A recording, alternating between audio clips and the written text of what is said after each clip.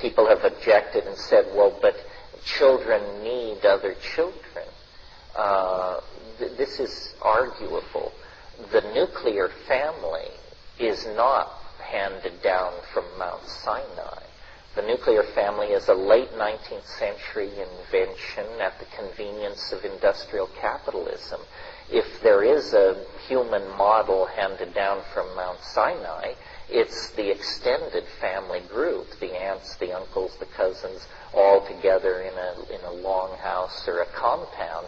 Well, we haven't lived like that in America since the 1840s. It was no way to live anyway. In 1800, the average American woman gave birth 13 times in her life. This is no population, this is not a behavior pattern we want to emulate. I think that we are sentimental, that the concept of the child is some kind of morbid download from 19th century romanticism, and that it's a morbid concept. The child in our society is symbol of innocence and victim of mayhem. It would be, in Amazonian societies that I've observed, children are small versions of adults, and as quickly as they can handle them, they are given responsibilities and roles, and they participate in life, birth, death, sexuality, hunting rituals. There is no this idea that we screen people from the facts of life because they are innocent and fragile. And it's a complete paradox in our society, because while we're dishing out this rhetoric of innocence, we're creating a popular culture so steeped in images of violence and abuse and rape and so forth, that the idea that there are any secrets from anybody is a pretty hollow rhetoric. So we need to re-envision our relationship to children. They are more precious than we have tended to treat them. They are more central to our future than we have tended to admit. And our population policies, if they don't swing around to take cognizance of this, will probably derail all our best intents to build a sane and caring world. Anyway, that's the opinion of an extraterrestrial fungus on a matter of human population. These are the black hats of the human history story. These are the people who domesticated the horse, invented the wheel, and realized that rape was a better career than agriculture and pillage. And they come in the Gimbuta scenario, they come over the hill and sweep down on the peaceful goddess-worshipping valley-dwelling Neolithic farmers, and it's a bad scene. Colin Renfrew, who wrote a very interesting book called The Archaeology of Language, is the great critic of this theory, and he believes that there was a process of cultural diffusion, and that, if you move these language division lines 5 kilometers every 30 years for 1,500 years, you're thousands of miles from where you started. And so he pictures it as less dramatic. Europe did not play a very big role, I think, in the emergence of human consciousness, because it was locked in ice as far south as southern Tuscany and Lebanon as recently as 15,000 years ago. The action, I think, is in the central Sahara.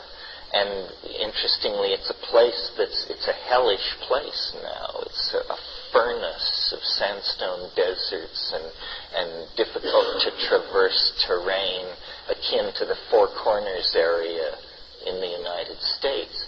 But 12,000 to 60,000 years ago, it was a grassland with patches of forest and rushing rivers and vast herds of game and huge human populations. We can tell that because of the rupestris rock art that has been scattered through there. Some of it depicting clearly what are mushroom rites. And this is at 12,000 BC. Pictures of joyous figures running through geometric landscapes, waving mushrooms in the air. Pictures of shamans in suits of bone with mushrooms sprouting out all over their bodies. So it's in that Saharan situation that we need to look, and what we find, what we know as the archaeological record stands now, is the Nile Valley, which is always offered up as the cradle of ancient civilization and so forth and so on. The Nile Valley was empty of human habitation before about 11,000 BC.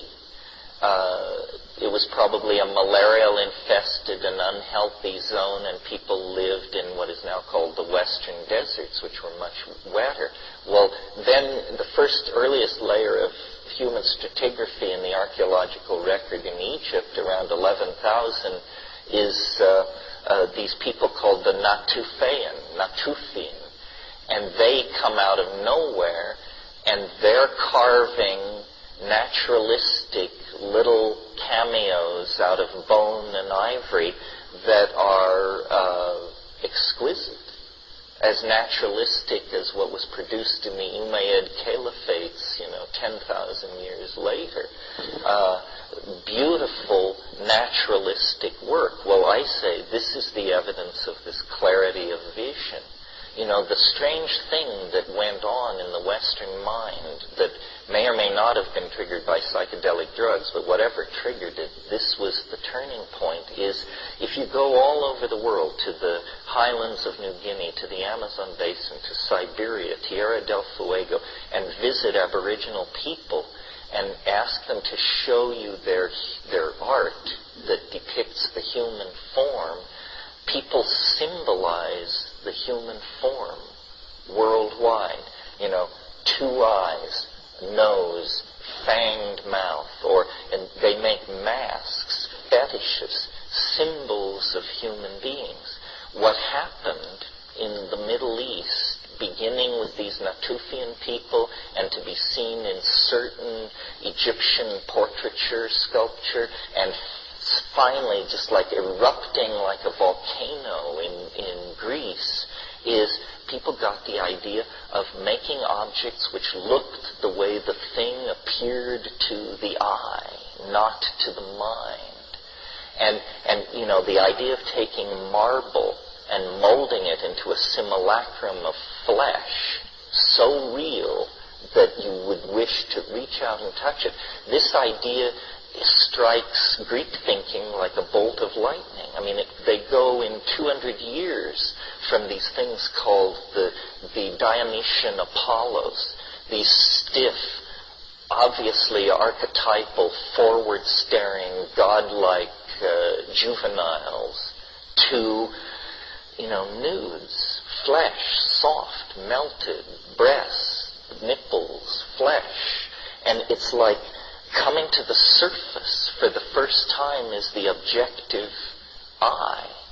And it's related, I think, to the strain of Greek thinking that you trace down into the Central Eastern Mediterranean, to Crete, to Knossos, to the old Minoan civilization, which was an atavistic, relict civilization of earlier civilizations on the Anatolian mainland that for millennia had been replaced by male kingship and a more familiar pattern of culture. It was a goddess-worshipping culture. It was a narcoticized culture. It was erotic. It was unique. And much of Greek spirituality is rooted in this atavistic Minoan impulse, and it has its roots in Africa. It's an unbroken line of succession. So This is a long answer to your question about